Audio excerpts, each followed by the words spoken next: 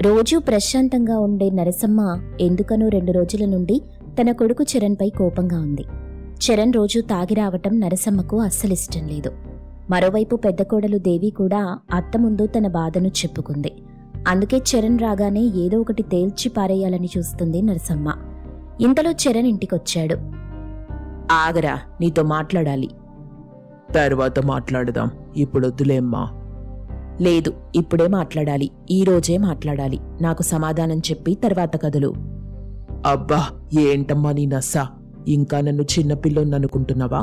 నీ మాటలు వినాల్సిన అవసరం నాకు లేదు. ఓసై దేవి, దేవి, ఎక్కడ చచ్చావే? చరణ్ మాటలకు దేవి ఏడుస్తూ భయంతో అక్కడికొస్తుంది. దేవి రాగానే చరణ్ లాగిపెట్టి ఒక్కటిస్తాడు. కొవ్వు బలిసిందా? మొగుడంటే లెక్కేలేదు నీకు. ఎంతసేపు పిలవాలి నిన్ను? వెళ్ళి నాకు వేణీళ్లు పెట్టు, స్నానం చెయ్యాలి. అలాగేనండి అంటూ దేవి కన్నీళ్లు తుడుచుకుంటూ తన అత్త నరసమ్మ వైపు చూస్తూ వెళ్ళిపోయింది. కోడలి పరిస్థితి చూసి మరింత కోపంతో రగిలిపోయింది నరసమ్మ. రేయ్, నీకేం తక్కువ చేశాన్రా? నా కడుపులో చెడ పుట్టావు కదరా. నీ తమ్ముడు చూడు, పట్నం వెళ్ళి ఏదో ఒక వ్యాపారం చేస్తూ వాడి భార్యని బాగా చూసుకుంటున్నాడు. నీకేం పోయే కాలం వచ్చిందిరా ఇలా భార్యని కొడుతూ దాన్ని బాధ పెడుతున్నావు? అమ్మా, నువ్వేం చెప్పాలనుకున్నావో చెప్పు.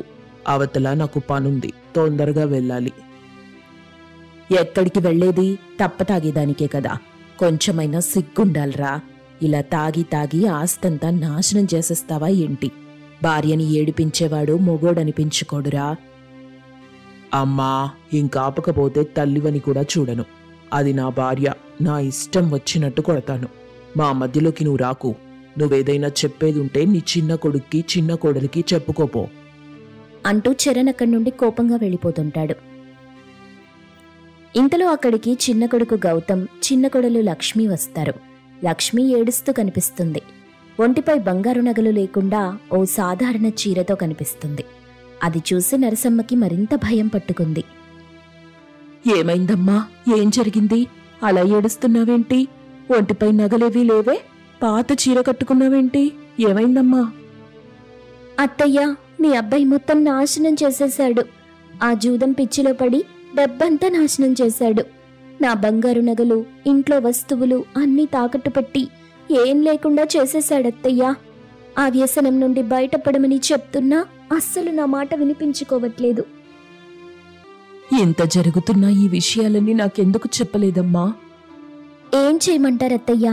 మీకు చెప్పొద్దని ఒట్టు వేయించుకున్నారు. ఈ వారం మానేస్తాను, వచ్చే వారం మానేస్తాను అంటూ ఇంట్లోని సామాన్లన్నింటినీ అమ్మేసి జూదమాడాడత్తయ్యా. ఇప్పుడు బ్రతకడానికి తిండి కూడా లేదు. గత్యంతరం లేకుండా ఇలా ఇంటికొచ్చేశాం. అవతల చూస్తే అప్పుల వాళ్లంతా ఇంటి మీద పడుతున్నారు. మాకేం చెయ్యాలో అర్థం కావట్లేదత్తయ్యా. ఒరేయ్, నీకేం ద్రోహం చేశాన్రా? నా కడుపులో మోసినందుకు పరువు మొత్తం తీసేస్తున్నారు కదరా. వాడేమో అలా, నువ్వేమో ఇలా. నా పెంపకం సరైంది కాదనిపిస్తుంది. ఇద్దరు కోడళ్ళు కన్నీళ్లు పెట్టుకోవటం చూస్తుంటే నాకేడుపు తప్ప ఇంకేం మిగల్లేదు. అయ్యో దేవుడా, నాకెందుకు ఇలాంటి బిడ్డల్నిచ్చావు తండ్రి? అమ్మా, అమ్మా, అలా ఏడవకమ్మా. మన కష్టాలన్నీ తీరడానికి ఒక మంచి ఉపాయం ఉంది. నువ్వు దాచుకున్న ఆ కాసుల పేరుంది కదా, దాన్ని నాకివ్వు. ఒక్క రోజులోనే నేను అప్పు మొత్తం తీర్చేస్తాను. ఇంకొక ఆట ఆడి డబ్బు బాగా సంపాదిస్తాను. నా మాట నమ్మమ్మా. గౌతమ్ మాటలు విన్న తరువాత నరసమ్మ పూనకముచ్చినట్టు ఊగిపోతుంది. తన ఇద్దరు కొడుకుల్ని పిలిచి చావగొడుతుంది. తర్వాత కళ్ళు తిరిగి పడిపోతుంది. కోడళ్లు దేవి, లక్ష్మి వచ్చి శారదమ్మ మొహంపై నీళ్లు చల్లి పైకి లేపుతారు. గదిలోకి తీసుకెళ్లి పడుకోబెడతారు. ఇక చరణ్, గౌతమ్ మాత్రం వాళ్ళని పట్టించుకోకుండా ఇద్దరూ కలిసి బయటికెళ్ళిపోతారు. ఉదయాన్నే నరసమ్మకు మెలకు వస్తుంది. ఇంట్లో కోడళ్ల ఏడుపులు వినిపిస్తుంటాయి. నరసమ్మకు ఏమీ అర్థం కాదు. కోడళ్ల దగ్గరికి వెళ్ళి, ఏం జరిగిందమ్మా? ఆ పాపిష్టి వెధవలు మళ్ళీ ఏం చేశారు? అత్తయ్య, రాత్రి వెళ్లిన వాళ్ళు ఓ ఇంట్లో దొంగతనం చేసి దొరికిపోయారంట. పోలీసులు వాళ్ళని అరెస్ట్ చేశారంట అత్తయ్యా. ఇప్పుడిద్దరూ పోలీస్ స్టేషన్లో ఉన్నారత్తయ్యా. అయ్యో దేవుడా, ఇంటి పరువు మొత్తం తీసేశారే. ఇప్పుడేం చెయ్యను? భగవంతుడా, కాపాడు స్వామి. నా కుటుంబాన్ని బాగు చెయ్యి. ఇద్దరిని విడిపించి తీసుకురావడానికి 5 లక్షల వరకు అవుతుందత్తయ్యా. నేనన్నీ కనుక్కున్నాను. కానీ మన దగ్గర అంత డబ్బు లేదు కదా. కనీసం నగలున్నా వాటిని తాకట్టు పెట్టి జైలు నుండి విడిపించుకునేవాళ్లం. వాటిని కూడా లేకుండా చేశాడు. ఇప్పుడేం చేద్దాం అత్తయ్యా? ఆగండమ్మా, నా ఊపిరాడకుండా పోతుంది. కాసేపు మౌనంగా ఉండండి. ఇప్పుడేం మాట్లాడొద్దు అంటూ నరసమ్మ మౌనంగా ఉండిపోయింది. నరసమ్మతో పాటు దేవి, లక్ష్మి కూడా ఏం మాట్లాడకుండా బాధపడుతుంటారు. ఇక మరుసటి రోజు నుండి ఇరుగు పొరుగు వాళ్ళు సూటిపోటి మాటలు మాట్లాడుతూ నరసమ్మను, కోడళ్లను ఇబ్బంది పెడతారు. కొడుకులు చేసిన పనికి ఇంటి ప్రతిష్టతో పాటు గౌరవం కూడా పోగొట్టుకుంది నరసమ్మ. ఒకరోజు ఎవరికీ చెప్పకుండా నరసమ్మ ఒంటరిగా ఊరి చివరన ఉన్న అడవిలోకెళ్ళింది. చాలాసేపు అలా నడిచి వెళ్తున్న నరసమ్మకు వింతగా ఒక చెట్టు కనిపిస్తుంది. ఆ చెట్టు చూసి నరసమ్మ ఆశ్చర్యపోతుంది. ఇదేంటిది? చెట్టుకు దోసలున్నాయి. చూడ్డానికి చాలా వింతగా ఉంది. నరసమ్మ అక్కడే ఉన్న చెట్టుకున్న దోసల్లో ఒకదాన్ని తీసుకుని తింటుంది. ఆ దోసలు చాలా రుచిగా ఉంటాయి. అప్పుడే నరసమ్మకు ఒక మంచి ఆలోచన తట్టింది.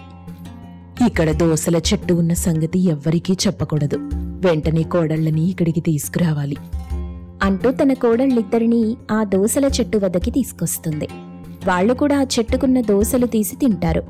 ఎప్పుడైతే ఒక దోసను తీసుకుంటారో మళ్లీ అదే స్థానంలో మరో దోస ప్రత్యక్షమవుతుంది. అత్తతో పాటు కోడళ్లు కూడా షాక్ అవుతారు. చూడండమ్మా, మనం ఈ చెట్టుని నమ్ముకొని దోసల వ్యాపారం చేద్దాం. ఇదేదో మాయా దోసల చెట్టులాగా ఉంది. ఒకటి తీసుకుంటే వెంటనే మరొకటి ప్రత్యక్షమవుతుంది. మనం దోసల వ్యాపారం చెయ్యడానికి ఎలాంటి ఖర్చు ఉండదు. ఇప్పుడు మనకున్న దారిదే. అలాగే అత్తయ్యా, దోసల వ్యాపారమే చేద్దాం. కానీ అత్తయ్యా, ఇలాంటి పరిస్థితిలో మన దగ్గరికి దోసలు కొనడానికి ఎవరూ రారనిపిస్తుంది. ఏం చేద్దాం? నాకు అదే సందేహం కలిగింది. కాని ప్రయత్నం చేయటంలో తప్పేం లేదు. కష్టపడ్డ వాళ్ల ముందు కాలం కూడా తలవంచక తప్పదు. అలా నరసమ్మ తన కోడళ్లతో కలిసి దోసల వ్యాపారం ప్రారంభిస్తుంది. మొదట ఆ దోసలు తినడానికి ఎవరూ వచ్చేవాళ్లు కాదు. నరసమ్మ దోసల ధర తగ్గించడంతో అక్కడికి ఒక్కొక్కరుగా రావటం ప్రారంభిస్తారు. తర్వాత రుచి బాగా ఉండడంతో చాలామంది అక్కడికి క్యూ కడతారు. వ్యాపారం బాగా సాగుతుంది. అత్తయ్య, మంచి ఆదాయం వస్తుంది. ఎప్పుడూ మనం ఊహించినంత డబ్బొస్తుంది.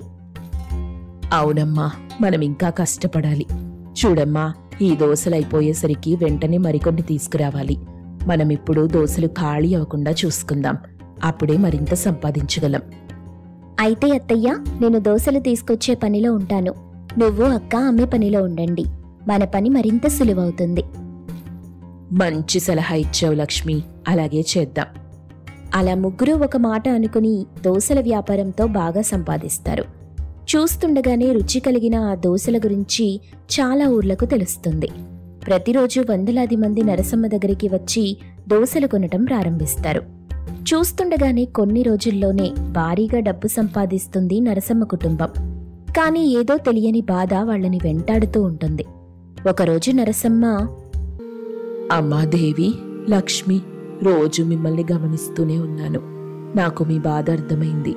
బిడ్డ కనిపించకపోతే తల్లి ఎలా తల్లడిల్లిపోతుందో, భర్త పక్కన లేకపోతే కూడా భార్య అలాగే విలవిలలాడుతుందని నాకు తెలుసమ్మా. ఇప్పుడు మన దగ్గర చాలా డబ్బులున్నాయి కదా, ఆ డబ్బులు తీసుకెళ్లి మీ భర్తల్ని పోలీస్ స్టేషన్ నుండి విడిపించుకొని రండి.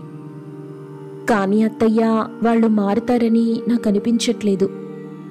వచ్చాక మళ్ళీ మనం సంపాదించింది నాశనం చేస్తారేమోనని భయంగా ఉందత్తయ్యా. అటువంటిది ఏమీ లేదు.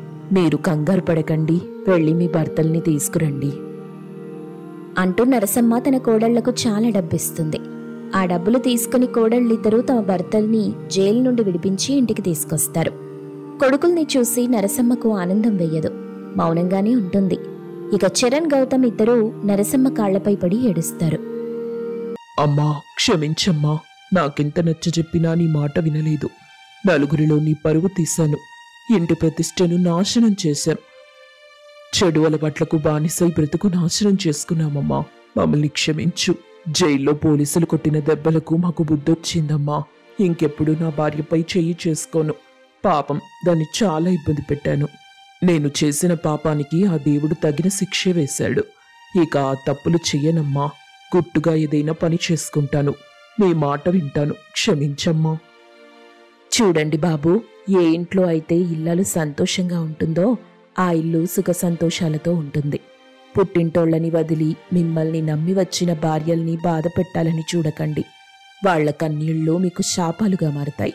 కన్న తల్లికి ఇచ్చే గౌరవమే కట్టుకున్న దానికి కూడా ఇస్తే ఏ ఇంట్లోనూ చికాకులు బాధలు ఉండవు. మీకోసం ఇన్ని రోజులు మీ భార్యలు చాలా కష్టపడ్డారు. కన్నీళ్లు దిగమింగి రూపాయి కూడబెట్టి మిమ్మల్ని జైలు నుండి విడిపించారు.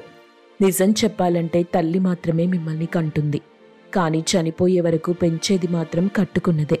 మీరు వాళ్లకే క్షమాపణలు చెప్పటం మంచిది. నరసమ్మ అలా చెప్పగానే చరణ్ గౌతమ్లిద్దరూ దేవీ లక్ష్మీల దగ్గరికి వెళ్లి చేతులు జోడించి వాళ్ళని క్షమించమని అడుగుతారు. అది చూసి నరసమ్మ చాలా సంతోషిస్తుంది. ఇక ఆ తరువాత అందరూ కలిసి దోసల వ్యాపారం చేసుకుంటారు. కోడళ్ళు కొడుకులు దోసల వ్యాపారం చేస్తుంటే వాళ్లని చూసి నరసమ్మ మురిసిపోతుంది. ఆ తర్వాత తమ కుటుంబంలో ఏ ఇబ్బంది రాకుండా అందర్నీ ఆనందంగా ఉండేలా చూసుకుంటుంది నరసమ్మ. కొడుకులు కూడా తమ భార్యలకు గౌరవమిస్తూ వాళ్లని కష్టపెట్టకుండా చూసుకుంటారు. ఆ ఊరి రాములోరి గుడి అంతా చాలా కోలాహలంగా ఉంది. భక్తులతో కిటకిటలాడుతుంది. దానికి కారణం ఒక స్వామీజీ అక్కడికి రావడమే. ఆయన ఎన్నో దేశాలు చుట్టి ఎన్నో మహిమల్ని చూపించి విశేషంగా పేరు తెచ్చుకున్నారు. ఆయన పీఠం మీద కూర్చొని ఉండగా ఒక్కొక్కరు వచ్చి వారి సమస్యల్ని కష్టాల్ని చెప్పుకుంటున్నారు. వాటికి పరిష్కారం తెలుసుకుంటున్నారు. అదే ఊళ్ళో జయరాం మరియు బలరాం అనే ఇద్దరు వ్యక్తులు పక్కపక్క ఇళ్లలో ఉండేవారు. జయరాం నిదానవంతుడు. అందరితో ప్రేమగా నడుచుకుంటూ వాళ్ల దగ్గర గౌరవం పొందుతూ ఉండేవాడు. బలరాం మాత్రం ఎవరితో పెద్దగా కలవడు. 4 రూపాయలు చేతిలో ఉంటే నా అంతటి వాడు లేడనుకుంటాడు. బలరాం వీధిన పోతుంటే కొంతమంది బలరాంని ఆట పట్టిస్తుండేవాళ్లు. ఎవరి కొంప ముంచడానికి వెళ్తున్నాడో, ఏముంది 4 రూపాయలు దొరికుంటాయి, అందుకే కళ్ళు నెత్తికెక్కి వెళ్తున్నాడనుకుంటా అని మాట్లాడుకుంటూ ఉండేవాళ్లు. కాని జయరాం వెళ్తుంటే మాత్రం వేరుగా ఉండేది. అన్నా జయరామన్నా, రాన్నా, కాసేపు కూర్చో, ఈ మధ్య కనిపించట్లేదు, ఎక్కడికెళ్ళావు? ఇంట్లో అందరూ ఎలా ఉన్నారన్నా? సీతాఫలం తోటకి పురుగు పట్టిందన్నా, ఎరువులేమైనా ఉంటే చెప్పండి అన్నా అంటూ ప్రేమగా పలకరించేవాళ్లు. పిల్లలు జయరాంనే ఇష్టపడేవాళ్లు. పెద్దలు కూడా జయరాంనే ఇష్టపడేవాళ్లు. ఇదంతా చూసి బలరాం అసూయతో రగిలిపోయేవాడు. ఒకరోజు తన ఇంటి వరండాలో కూర్చొని ఆలోచిస్తున్నాడు. వాడి కంటే నా దగ్గర ఎక్కువ వస్తుంది, నేనే ఎక్కువ ఎకరాల్లో వ్యవసాయం చేస్తాను, వాడికి మాత్రం ఎందుకు ఇంత మర్యాద ఇస్తున్నారు, నాకెందుకు ఇవ్వట్లేదు అని తనలో తాను బలరాం బాగా ఆలోచిస్తున్నాడు. ఇంతలో మజ్జిగ తీసుకుని బలరాం భార్య మీనాక్షి వచ్చింది. ఏవండి, మజ్జిగ తీసుకోండి అంటూ మజ్జిగ అందించింది. బలరాం ఆ మజ్జిగ తీసుకుని తాగాడు. ఏంటండి ఏదో ఆలోచిస్తున్నారు? మీనాక్షి, ఈ ఊళ్ళో జనం నన్ను అస్సలు గౌరవించరు. నాకన్నా వయసులో తక్కువ, ఆస్తిలో తక్కువైన ఆ జయరాం ఎందుకు గౌరవిస్తారు అంటూ జయరాం మీద ఉన్న అక్కసు వెళ్ళగక్కాడు. దానికి మీనాక్షి చిన్నగా నవ్వి, ఏవండి, మనం మనుషులతో ఎలా ప్రవర్తిస్తామో మనుషులు కూడా అలాగే ఉంటారు. మీరు ప్రేమగా ఉండండి, వాళ్ళు మిమ్మల్ని అలాగే ప్రేమిస్తారు. దానికి ఆలోచించటం ఎందుకు అని చాలా సాధారణంగా చెప్పింది. అలాంటిదేం లేదు. ఆ జయరాంగాడు ఏదో జంతర్ మంతర్ చేస్తున్నాడు, అదేంటో తెలుసుకోవాలి అని భార్య చెప్పేది వినకుండా, పెద్దగా పట్టించుకోకుండా సొంత నిర్ణయం తీసుకున్నాడు. ఇక తరువాత నుండి జయరాం ఉదయాన్నే నిద్రలేచి మొక్కలకి నీళ్లు పోస్తే తను కూడా అదే చేస్తాడు. జయరాం ఎప్పుడు పొలానికి వెళ్తే తను కూడా అప్పుడే వెళ్తాడు. కానీ జయరాం ఎవరికైనా దానమిస్తే అది మాత్రం చేసేవాడు కాదు. డబ్బు విషయంలో మాత్రం చాలా పిసినారిగా ఉండేవాడు. ఒకరోజు జయరాం ఆ ఊళ్ళో ఉన్న జయేంద్ర పరమాత్మ స్వామీజీ దగ్గరికి వెళ్ళాడు. అది తెలిసి బలరాం కూడా ఆ స్వామీజీ దగ్గరికి వెళ్ళాడు. ఇద్దరూ స్వామీజీ దగ్గర వరుసగా నిలబడి ఉన్నారు. ముందు జయరాం స్వామీజీ దగ్గరికి వెళ్ళాడు. నమస్కారం స్వామీజీ అంటూ కాళ్ళకి నమస్కరించాడు. ఆ స్వామీజీ జయరాం ముఖం వైపు చూసి, ప్రశాంత వదనం, ఎవరికి కీడు చెయ్యాలి అనుకోవు, ఎవ్వరూ చెడిపోవాలని కోరుకోవు, నీ దగ్గరున్నది నలుగురికి పంచాలని మనస్తత్వం, నలుగురితో సరదాగా ఉండటం నీ వ్యక్తిత్వం, నీలాంటి వారికి ఆ పరమాత్మ చల్లని చూపు ఉంటుంది, ఈ జయేంద్ర పరమాత్మ ఆశీర్వాదం ఉంటుంది, నువ్విక్కడికి రావాల్సిన అవసరం ఏమొచ్చింది అని జయరాం ముఖం చూడగానే చెప్పేశాడు.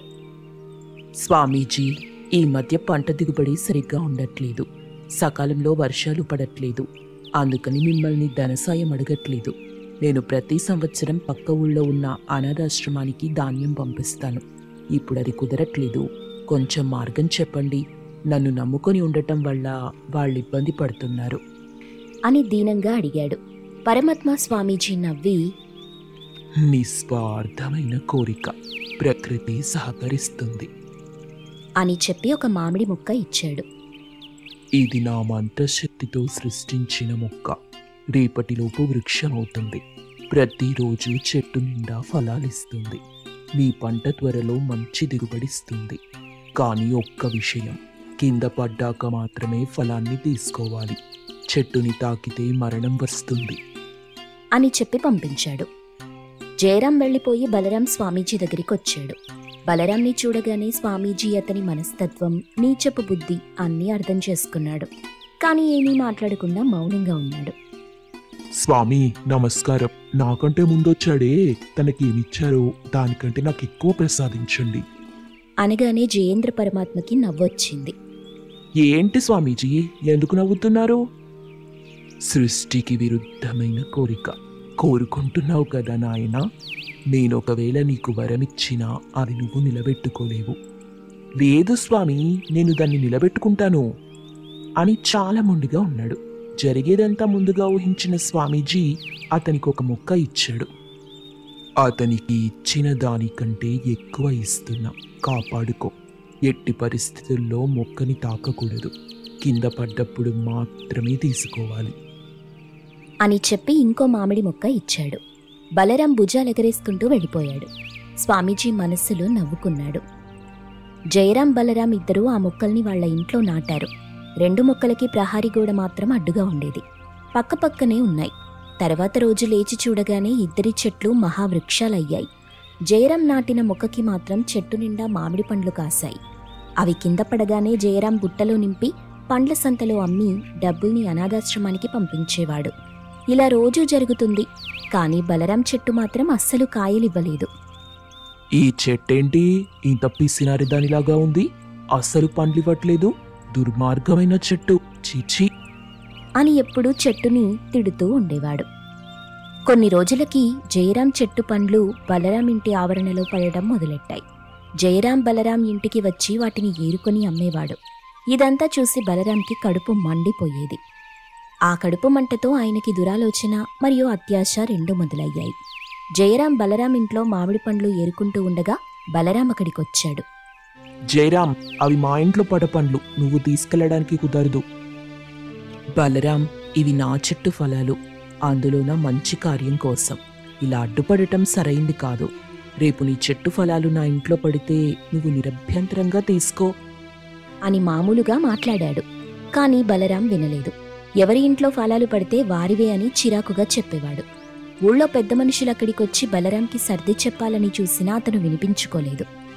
చూడండి, ఎవరింట్లో పడితే వాళ్లవే, ఇది నా మాట, ఎవరి మాట వినేదే లేదు అని ఖరాఖండిగా చెప్పేశాడు. దాంతో పెద్ద మనుషులు కూడా ఏం చేయలేకపోయారు. బలరాం మాత్రం ఆ మామిడి పండ్లు అన్నీ తీసుకుని అమ్ముకున్నాడు. జయరాం చాలా దిగులు పడ్డాడు. కొన్ని రోజుల తరువాత బలరాం ఇంట్లో ఉన్న చెట్టుకి ముత్యాలు కాశాయి. కానీ ఆ ముత్యాలన్నీ గాలికి జయరాం ఇంట్లో పడేవి. దాంతో జయరాం అన్నీ అమ్ముకొని కోటీశ్వరుడైపోయాడు. బలరాం మాత్రం అతని మీద అసూయపడుతూ అలాగే ఉండిపోతాడు. ఆ మాయా ముత్యాల చెట్టు వల్ల జయరాం మాత్రం అందరికీ సాయం చేస్తూ తను కూడా ఎదిగాడు. అది చూసి బలరాంకి కడుపు మండిపోయేది. జయరాం దగ్గరికి వచ్చాడు. జయరాం, అవి నా ముత్యాలు, నువ్వెందుకు తీసుకుంటున్నావు? అదేంటన్నా అలా అంటున్నావు? నువ్వే చెప్పావు కదా ఎవరింట్లో పడితే వాళ్లవేనని. అదెలా కుదురుతుంది అని గొడవ చేశాడు. దాంతో పెద్ద మనుషులు అక్కడికి వచ్చారు. ఏంటయ్యా బలరాం, అంతా నీ ఇష్టమేనా? దేనికైనా ఒక హద్దు ఉండాలి. ఇలా చేయడం పద్ధతిగా లేదు. నువ్వు ఇలాగే గొడవ చేస్తే ఈ ఊరి నుండి నిన్ను బహిష్కరించేస్తాం అంటూ కరాఖండిగా చెప్పేశారు. దాంతో బలరాం ఏం చేయలేక అలాగే ఉండిపోయాడు.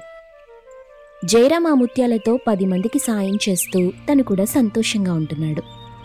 బలరాం మాత్రం రోజూ చెట్టు దగ్గరికి వెళ్ళి, ఎందుకింత పిసినరితనం? నా మీద కూడా దయ చూపు. ఒక్క ముత్యమైన నా ఇంట్లో పడనివ్వు అని బ్రతిమాలుతూనే ఉన్నాడు. ఆ పిసినారి చెట్టు దయ తలుస్తుందేమో చూద్దాం మరి.